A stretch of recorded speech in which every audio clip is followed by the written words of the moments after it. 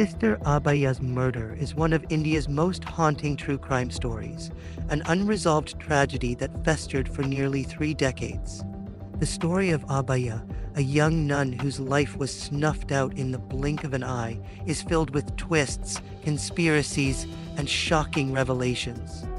Her murder, initially brushed off as a suicide, would eventually lead to a revelation so shocking that it would shake the Catholic Church in Kerala to its core.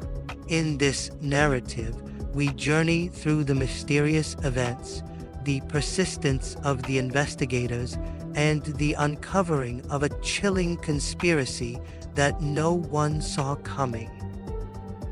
Sister Abhaya was a 21-year-old nun living in the St. Pius convent in the sleepy village of Kottayam, Kerala. It was the morning of March 27, 1992, when she was found dead at the convent's well, her body lying at the bottom. The initial conclusion drawn by local police and the church authorities was that Sister Abhaya had taken her own life. The young nun had apparently jumped from the convent's kitchen window, landing in the well below. The scene suggested suicide. The body was submerged, her clothes were wet, and there were no signs of physical injury. It was tragic, but at the time seemed like a sad final choice by a troubled young woman. However, questions lingered in the background. Abhaya, known for her cheerful nature and strong faith, had no known history of mental health issues. She was admired by her fellow nuns, and there was no indication that she was struggling with the weight of life or her vocation. Her death didn't add up, at least not to those who knew her best. The local police in Kottayam initially treated Abhaya's death as a suicide, dismissing any possibility of foul play. The investigation was slow, with little effort put into uncovering the truth. For years, the police seemed content to let the case stagnate. Investigators who were dedicated to pursuing answers faced constant pushback from both the church and the local community. The investigation was further complicated by a series of contradictory reports. The first postmortem, conducted by a government medical officer, suggested that Abhaya had died by drowning. However, subsequent reports from other experts cast doubt on this conclusion.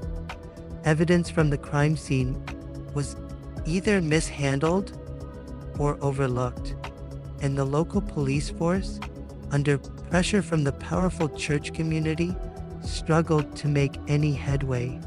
No one seemed willing to ask the tough questions. But what the authorities failed to see, what they were blinded to by their complacency, was that Sister Abhaya's death was more than just a tragic accident. It was the result of a deliberate act, one designed to silence her. After years of stagnation, the case took an unexpected turn in the year 2008. A breakthrough came from an unlikely source, a petty thief named Joseph, who had been caught in the act of stealing from a local church. When he was interrogated, he claimed to know the truth about Sister Abhaya's death. He told investigators that he had witnessed a disturbing scene at the convent on the night of her death. According to Joseph, 2 people, Father Thomas Cotter and Sister Sephan Sayeth, had been involved in a secretive sexual encounter inside the convent. The thief's testimony was shocking, and it forced investigators to take a closer look at the case. Joseph claimed that Sister Abhaya had witnessed this encounter and had threatened to expose the two. Terrified that she would ruin their lives, Father Couture and Sister Sephi had allegedly decided to silence her. In a desperate attempt to cover up their crime, they had killed her and staged her death to look like a suicide. While Joseph's testimony seemed almost too incredible to believe, it spurred a new investigation into the case.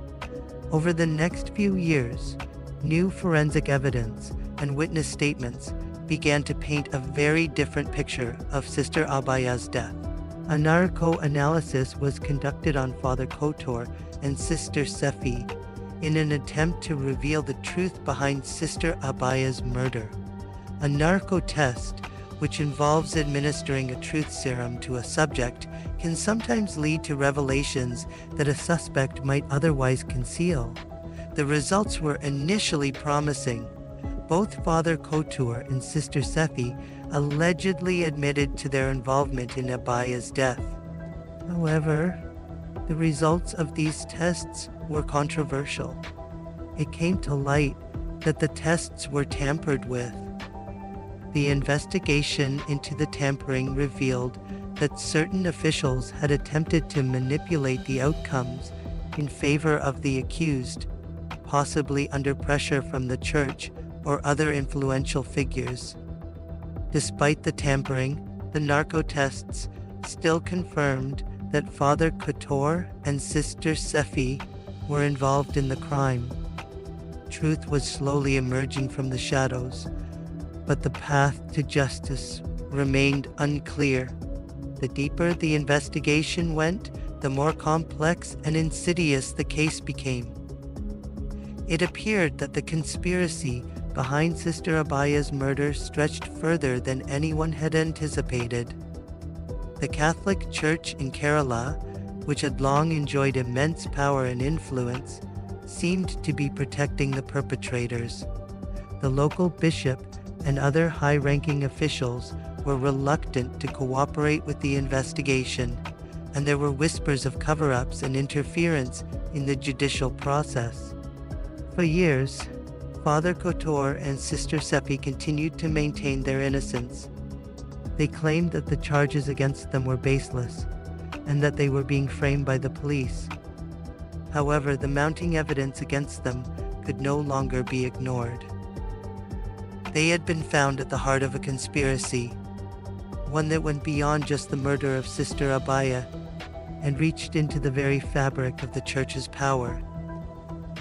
As the trial went on, these shocking revelations came one by one. It became clear that the two had planned to murder Sister Abhaya to protect their illicit relationship. They had drugged her and then forced her into a situation where she would be killed, thrown into the well, making it appear like a suicide. In the end, they had underestimated the determination of the investigators and the power of truth. 3 decades of investigation, the Kerala High Court convicted Father Kotur and Sister Sefi for the murder of Sister Abhaya.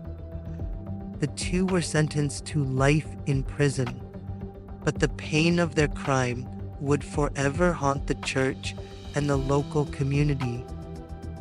Abhaya's murder was no longer just a cold case. It was a symbol of corruption, deceit, and betrayal at the highest levels. The conviction of Father Kotur and Sister Sepi sent shockwaves through Kerala and beyond. It was a victory for the pursuit of justice, a reminder that no one, no matter how powerful, was beyond accountability. But the question remained: how many others had been involved in the cover-up? How many had turned a blind eye to the truth? The murder of Sister Abhaya revealed a darker side of faith and power, one that was buried under layers of deception. Sister Abhaya's story did not end with her death. Her case sparked nationwide conversations about corruption within religious institutions, the manipulation of the legal system, and the struggle for justice in the face of power. It took the unwavering determination of investigators, the testimony of a petty thief, and the persistence of a few brave individuals to bring her killers to justice.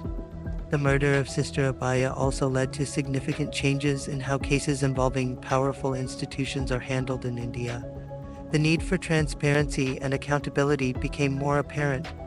and it highlighted the importance of independent investigations free from outside influence.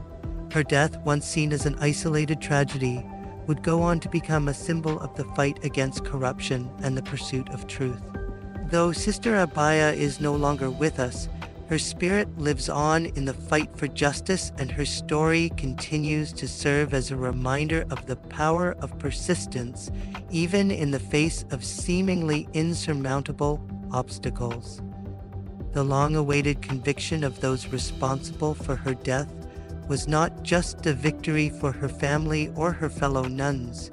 It was a victory for truth, for justice, and for the memory of a young woman who refused to stay silent even in death.